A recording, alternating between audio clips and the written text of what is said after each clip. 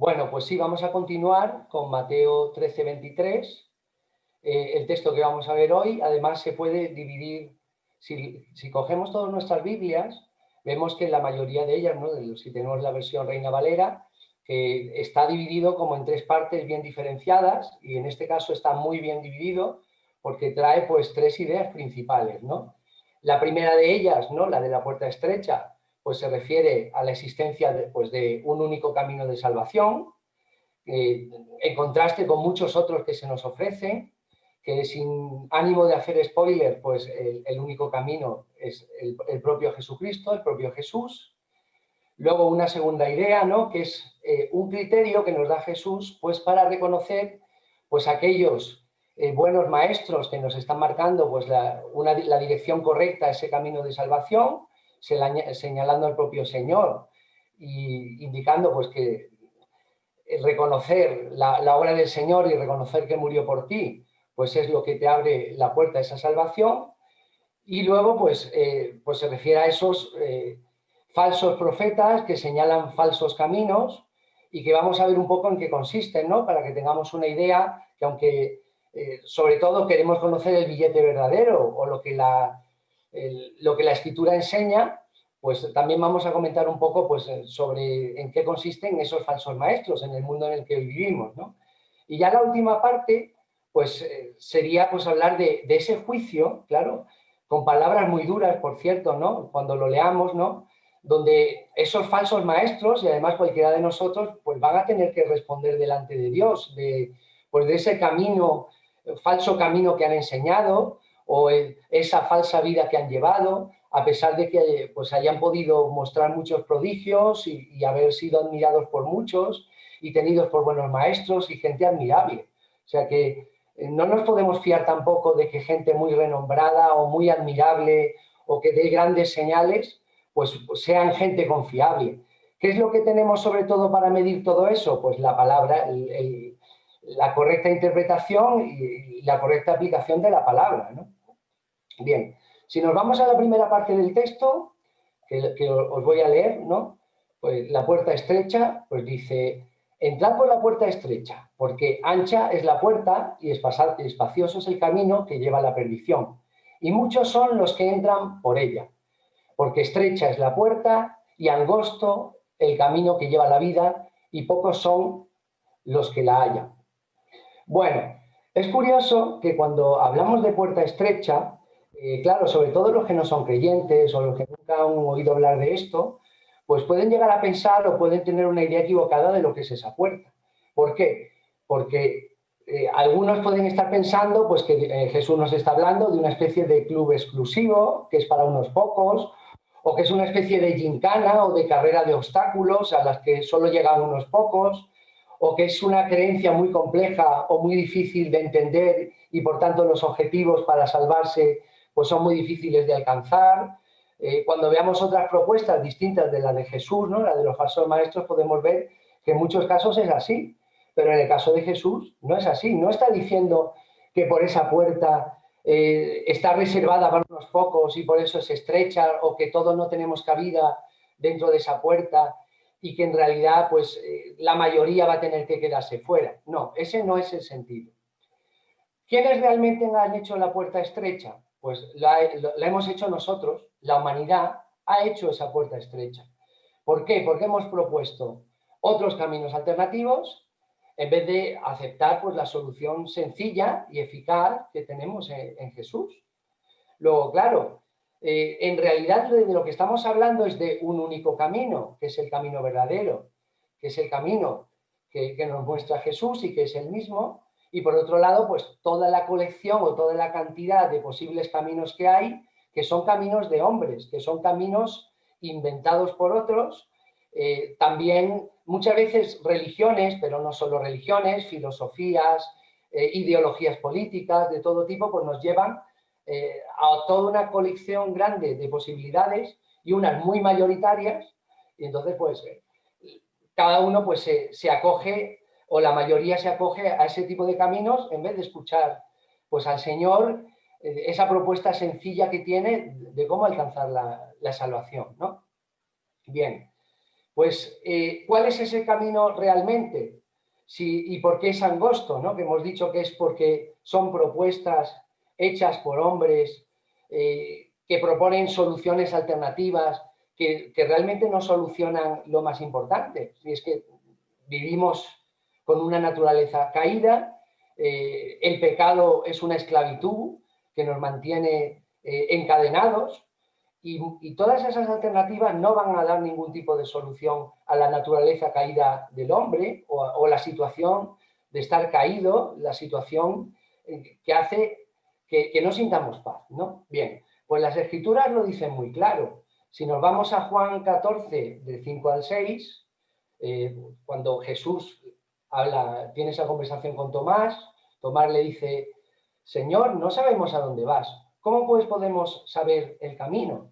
Y Jesús le lo dice clara y sencillamente. Le dice: yo soy el camino, la verdad y la vida. Nadie viene al Padre sino por mí. Pero por si aún no fuera claro que Jesús es el camino, que Jesús es el único que puede sacarte de esa condición en la que estás, en 1 Timoteo 2:5, además podemos leer: porque hay un solo Dios y un solo mediador entre Dios y los hombres, Jesucristo, hombre. Si, por ejemplo, nosotros pues, nos dedicásemos, por ejemplo, a leer el capítulo 1 de Hebreos, que si recordamos, pues el libro de Mateo, pues se refiere, sobre todo está dirigido a los judíos, ¿no? Y en el caso de los hebreos, pues con todavía más claridad, ¿no? Mostrar pues que Jesús es el Mesías, que Jesús es Dios, y que Jesús es ese sacrificio perfecto que nos libra de todo pecado y que nos evita pues que tengamos que hacer sacrificios continuamente, tener que llevar, porque eso es lo que tendríamos que estar haciendo en este momento, llevar nuestro cordero al templo y sacrificarlo por nuestros pecados, ¿no? Y eso es con lo que el sacrificio perfecto de Jesús pues ha conseguido, que nosotros no tengamos que hacer eso cada día y acudir al templo y matar un cordero. Bien, pues ahí dice claramente en los primeros versículos del libro de Hebreos: Dios, habiendo hablado muchas veces y de muchas maneras en otro tiempo a los padres por los profetas, en estos postreros días nos ha hablado por el Hijo, a quien constituyó heredero de todo y por quien asimismo hizo el universo. Luego, esa puerta estrecha en realidad sí que se refiere a que sí que es accesible por todos y por tanto no es estrecha en cuanto a su accesibilidad, sino que nosotros la hemos hecho estrecha por haber buscado toda clase de alternativas inútiles que no resuelve para nada pues, la situación caída y de pecado en la que estamos, ¿no? Y que la solución y la puerta es clara, el camino es claro, es el Mesías y el Salvador, y en que creemos y que una vez confiamos en Él, pues somos salvos, pues es el Señor Jesucristo. Ahora, igual que hemos hablado de cuál es el camino verdadero y cuál es el camino que representa Jesús, esa puerta estrecha, esa alternativa olvidada que el mundo ignora muchas veces voluntariamente, o con mensajes que están tergiversados para apartarnos de lo que es el verdadero camino, pues en Mateo, a partir del versículo 15, pues ya Jesús sí que nos da unas directrices de a qué nos enfrentamos, cuáles son esos otros caminos, cuáles son esos otros falsos profetas, ¿no? Cuando dice, guardaos de los falsos profetas que vienen a vosotros con vestidos de ovejas, pero por dentro son lobos rapaces. Ahora, ¿cuál es la clave para distinguir a estos falsos profetas? ¿Cómo nosotros podemos saber que son falsos profetas, ¿no? Pues una solución clara y sencilla: por sus frutos los conoceréis. ¿Acaso se recogen uvas de los espinos o higos de los abrojos? Así todo buen árbol da buenos frutos, pero el árbol malo da frutos malos. No puede el buen árbol dar malos frutos, ni el árbol malo dar buenos frutos buenos. Todo árbol que no da buen fruto es cortado y echado al fuego. Esto ahora lo vamos a comentar después. Así que, sencillamente, por sus frutos los conoceréis. Bueno, pues aquí ya tenemos una forma de distinguir, como comentaba antes, pues el billete verdadero, que es de lo que hemos hablado antes. El billete verdadero es el camino, es Jesús mismo, y luego tenemos pues toda una colección de billetes falsos que hay repartidos por el mundo en forma de falsos profetas y de falsos maestros con falsas doctrinas, pero al final, ¿en qué nos debemos fijar? Pues nos fijamos justamente en ese criterio más simple, en los frutos. ¿De qué manera nos tenemos que fijar en ellos? Pues hay que distinguir una cosa, que es muy importante. No es lo mismo que nos fijemos en las obras que nos fijemos en los frutos. Atención a esto que estoy diciendo. No nos debemos fijar en las obras, sino en los frutos, en lo que se produce. Y estamos muy acostumbrados, además, a lo que podemos llamar pues un activismo de buenas obras, ¿no? Por todas partes, en todos los grupos religiosos, incluso en ideologías políticas de todo tipo, vamos a encontrar a personas que siguen un gran activismo de buenas obras y que de alguna manera pues sí ayudan a mucha gente a su modo de entender, muchas veces pues con recursos materiales o simplemente pues dando pues un poco de apoyo moral a personas. Pero una cosa es ese activismo de buenas obras, ese activismo en el que vemos como hay mucha gente ocupada dentro de un grupo, pues tratando de hacer muchas cosas y demostrar que hace muchas cosas, y otra cosa es el fruto que obtienen de eso. Y eso es importante. Normalmente eso no lo vamos a poder distinguir desde fuera muchas veces. Muchos grupos desde fuera parecen que es con su activismo de buenas obras y con todo lo que hacen, pues que realmente todo va a buen puerto. Pero luego realmente no es así. En muchos grupos lo vamos a ver con mucha más claridad que en otros. Ejemplos de frutos que no tienen nada que ver con lo que Jesús está hablando. Pues, por ejemplo, pues nada que ver con la prosperidad económica, ni con una aparente buena gestión, con recursos, con personas. Y no estábamos diciendo, ¿no?, que eso sean cosas malas, ¿no? Que puede haber un lugar donde realmente pues, sí que el Señor es el que reine y es la palabra, la buena palabra la que está en ese lugar, y puede haber prosperidad económica, ¿no? En algún momento pues el Señor nos puede prosperar como grupo o puede prosperar a personas, y es el Señor el que nos ha prosperado, ¿no? Pero la prosperidad económica no es en sí mismo un fruto, no es una prueba de que haya un buen evangelio o una buena enseñanza en ese lugar. Y eso hay que tenerlo muy en cuenta.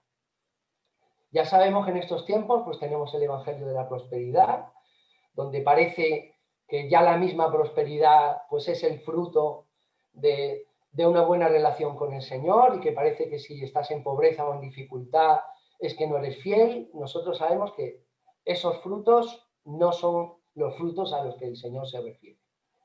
Ahora, ¿a qué frutos se refiere el Señor o de qué frutos está hablando? Pues una vez pues nos vamos a la Escritura, nos podemos ir a Gálatas 5:22, ¿no? Y podemos ver que los frutos, en realidad, y sobre todo, son los frutos del Espíritu. Incluso para hablar de esos frutos, en Gálatas, pues primero se refiere a frutos que son todo lo contrario, ¿no? Como por ejemplo, pues el adulterio, la fornicación, lascivia, idolatría, pleitos, enemistades, contiendas, herejías, borracheras, etcétera, ¿no? Claro que no en todos los grupos donde hay falsos maestros vamos a encontrar la mayoría de estas cosas. Algunas sí, aunque sean enemistades o contiendas ocultas, o que no hay pues la armonía que se supone que en el pueblo de Dios debe haber, ¿no? Pero si ya estas cosas las tenemos claramente, ya directamente descartadas. Aquí Dios no está aquí presente ni se le espera. Ahora, ¿cuáles sí son los frutos del Espíritu Santo? Pues el amor, el gozo, paz, paciencia, benignidad, bondad, fe, mansedumbre, templanza, los versículos 22 y 23 de Gálatas. Pues ahí tenemos pues una muestra de lo que realmente en un pueblo que está bajo la enseñanza de la Escritura, que están realmente convertidos a Jesús y que han seguido ese camino, que es un camino que es único y es simple y es sencillo, que es simplemente creer en el Señor Jesús, y que el único acceso que tenemos al Padre es a través de Jesús. Ahí donde esté presente el Señor, ahí sí que vamos a tener esos frutos que van a ser el reflejo externo de esa realidad interna de que el Señor mora en nosotros, mora en nuestros corazones, mora en su pueblo, ¿vale? Ahora, ¿cómo son estos falsos maestros y estos grupos que en principio pueden aparentar externamente algunos frutos que parezcan cosas buenas y que se puedan parecer a esto, ¿no? Pues a mí, por ejemplo, el ejemplo que mejor se me ocurre, hay que hablar de lo que hay ahí fuera, ¿no? Pues, por ejemplo, de los testigos de Jehová, ¿no? Eh, Bajo esa apariencia de pulcritud, bajo esa apariencia de amabilidad y de mucha corrección, que sin duda pues es lo que la gente ve en un principio, pues cuando hablamos con gente que ha salido de ahí, pues muchas veces vemos pues los señalamientos, la falta de sensibilidad, esa especie de castigos que imponen de que toda tu familia deje de hablarte si sales de ahí, bueno, una serie de cosas. Y luego también vemos pues ese activismo del que hablaba antes, ¿no? Pero es un activismo que no sale del corazón y que no sale de la fe, sino impuesto por el grupo, buscando resultados, dando cuentas de resultados, como si fuera una empresa, porque de hecho eso es lo que son, ¿no? Una empresa, ¿no? Pues los falsos maestros, los lugares donde no está el Señor, y pues no están presentes los frutos del Espíritu Santo, y a su vez pues tenemos otras cosas que pueden ser muy visibles o lo contrario, pueden ser cosas más ocultas, pero cuando se está y ya se convive en el grupo y se forma parte de él, pues se pueden ver. Bien. Ahora, esos frutos, lo importante de que por sus frutos los conocemos, pues bien, como bien dice Jesús, tiene mucho que ver con la naturaleza del árbol que da esos frutos. Y el Señor Jesús lo pone claros ejemplos, ¿no? Nada da ningún fruto que no sea conforme a su naturaleza. Es decir, nosotros no podemos producir nada que no sea conforme a nuestra naturaleza.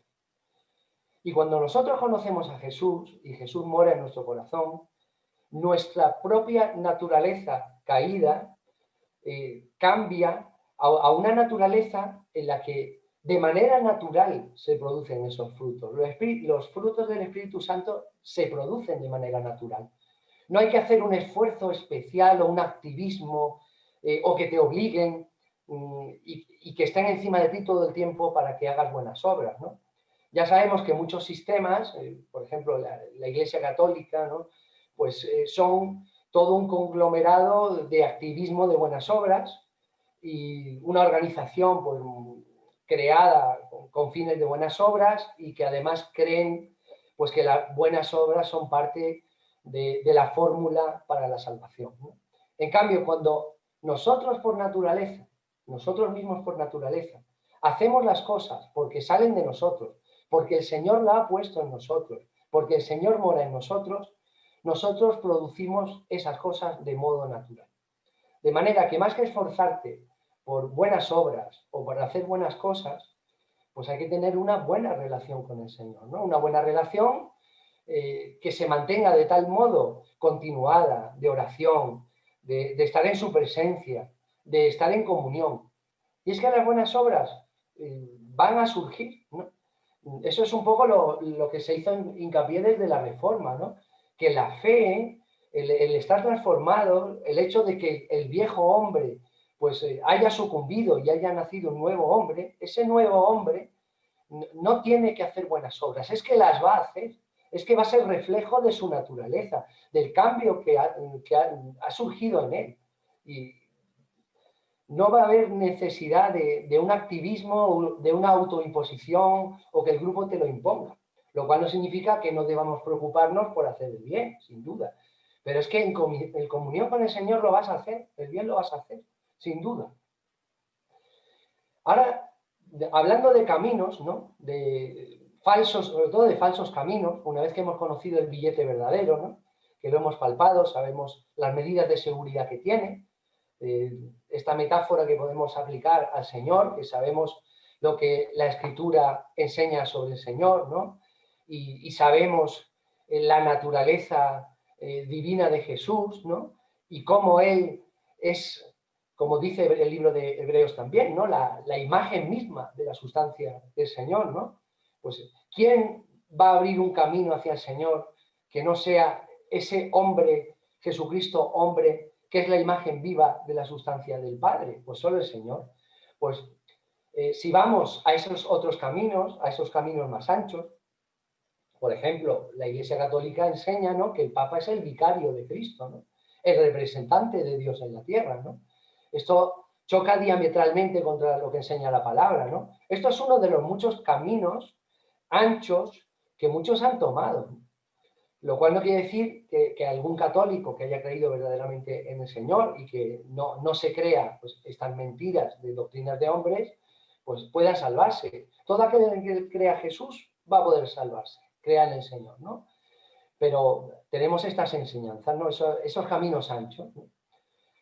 Otro ejemplo, pues tenemos los testigos de Jehová, ¿no?, que directamente enseñan, ¿no?, que Jesús no es Dios, ¿no?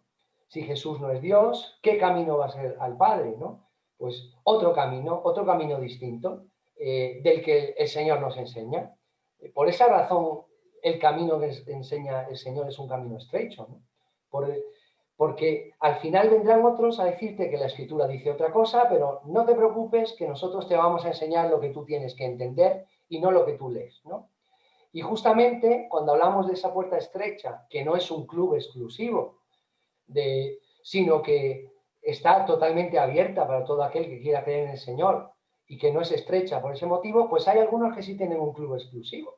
Por ejemplo, pues los testigos de Jehová, que siguiendo hablando de ellos, pues tienen un grupo que ellos entienden que son los 144.000, que son los que irán al cielo.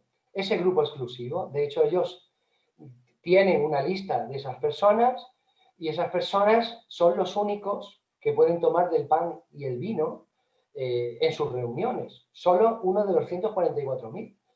Luego, el contraste es enorme entre los que podemos participar de la Cena del Señor simplemente creyendo en el Señor y formando parte de su pueblo, y el que lo hagan pues un club muy exclusivo, ¿no?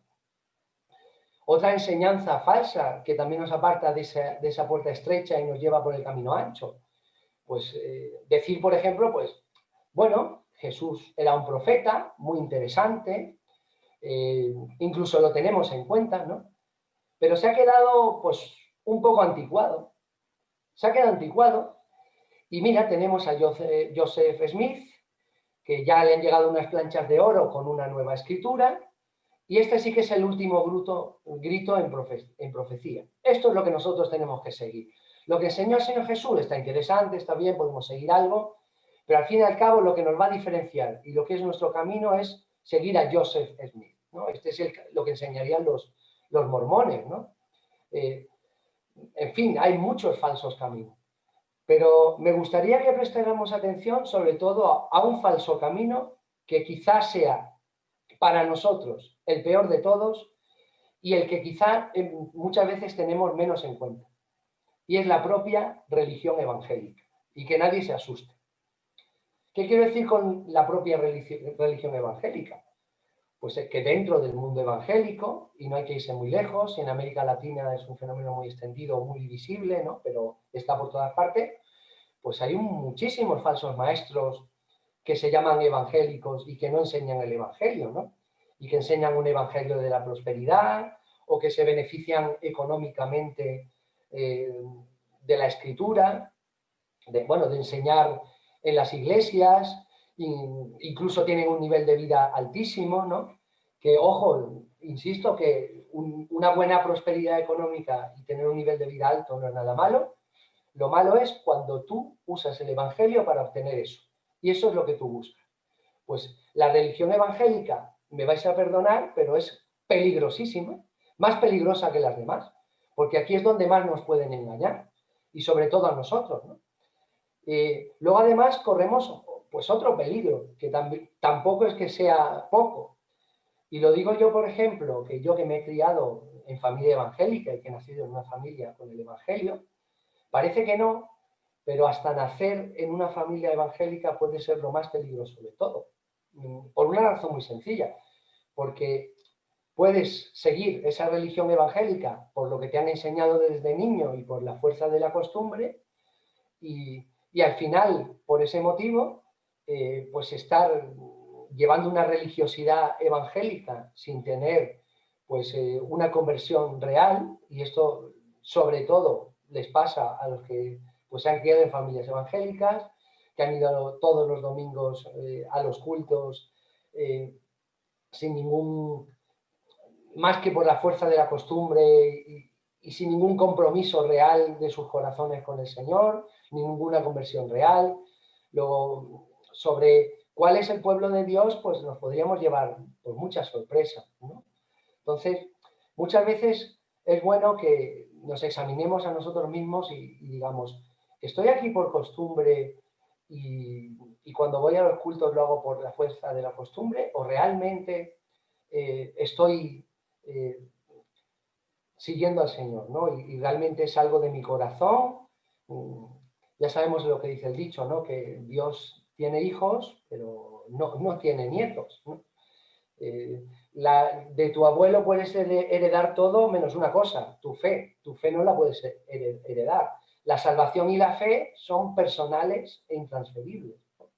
Luego, eh, hay que tener cuidado, desde luego, con los falsos maestros de la religión evangélica, pero también que nosotros, incluso guiados por buenos maestros, no estemos donde estamos por la fuerza de la costumbre, ¿no? Bien. En la tercera parte de este texto, ¿no? Pues ya viene pues, el juicio del Señor sobre todo a estos falsos maestros, ¿no? Y son palabras muy duras, y no se le puede decir, desde luego, no se le puede achacar al Señor que no sea claro. Es claro para lo bueno, pero también es claro para lo malo, y el destino que espera por estos falsos maestros, pues justamente en el texto anterior lo habíamos comentado, ¿no? Al final, pues serán echados al fuego, ¿no? Como los árboles que no dan fruto, ¿no? Os lo leo un poco. No todo el que me dice, Señor, Señor, entrará en el reino de los cielos, sino el que hace la voluntad de mi Padre que está en los cielos. Y es curioso porque si nosotros hiciéramos un balance de cuánta gente eh, dice ser seguidor de Jesucristo, pues los números serían muy altos, ¿no? Y un porcentaje muy alto del planeta nos diría que Jesús es el Señor, incluso dirían que Jesús es Dios, y que son seguidores o se hacen llamar cristianos. Los testigos de Jehová cambiaron sus carteles, por ejemplo, para poner explícitamente testigos cristianos de Jehová, que no lo ponían al principio, ¿no? Ellos se dicen cristianos. En el mundo católico se habla también de cristianos. Incluso algún mormón creo que también te diría que son cristianos. Y muchos, pues, invocarán en nombre del Señor, ¿no? Y aún así Jesús no lo dice claro. Es que muchos de los que invocarán su nombre, eh, pues no van a entrar en el reino de Dios. No forman parte del pueblo de Dios. No hay un censo del pueblo de Dios que tenga que ver con todas las iglesias, ni evangélicas, ni de ningún tipo que conozcamos. El Señor conoce a los suyos. Y solo Él conoce los corazones, ¿no? Y cuando llegue ese juicio, porque este es un día de juicio, ¿no? Pues es cuando el Señor pues, eh, nos reunirá a esos falsos profetas, ¿no?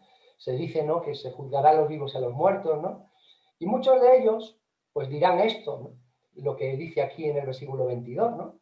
Dice, muchos me dirán en aquel día, Señor, Señor, ¿no profetizamos en tu nombre y en tu nombre echamos fuera demonios y en tu nombre hicimos muchos milagros? ¿Y cuál será la respuesta del Señor? Es más, nos podríamos preguntar cuál sería la respuesta que el Señor nos daría a nosotros, ¿no?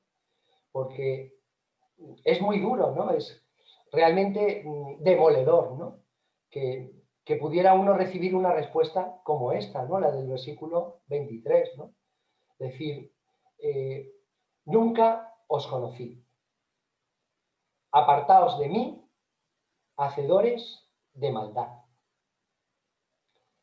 Dios libre, y Dios nos libre de que pudiéramos recibir nosotros una respuesta así. Pero es que muchos de los admirados en el mundo es que van a recibir una respuesta, de esa respuesta. Y además, cuando hablábamos de los frutos, ¿no? No podemos confundir, pues, que esos frutos sean prodigios y milagros, ¿no? Y como el que se defiende diciendo, no, pero si es que hemos echado fuera demonios, es que hemos hecho milagros. Y algunos lo considerarán prueba de que son seguidores genuinos del Señor y que tienen el poder del Señor. Pues cuidémonos de que pueda ser que en realidad estemos viendo a personas que están utilizando y están investidos de otro poder que no tiene nada que ver con el poder del Señor, ¿eh? Y de hecho, pues el diablo utiliza ese poder.